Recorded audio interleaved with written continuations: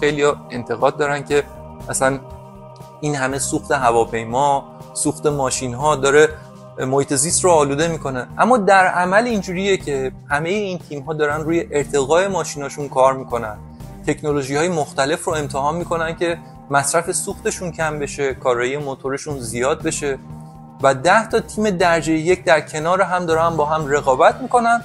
در طول سال این تکنولوژی‌ها رو در عمل در سرعت‌های بالا و توی کشورهای مختلف در شرایط مختلف استفاده میکنن و وقتی که در بوته عمل هم جواب خوب گرفتن، اون تکنولوژی وارد صنعت خودرو میشه.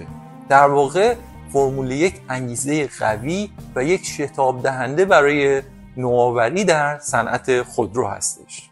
من توی اپیزود 60 پادکست داکس به طور مفصل در مورد فرمول 1 گفتم. اگه به این موضوع علاقه‌مند هستید پیشنهاد میکنم اپیزود فرمول 1 داکس رو بشنوید.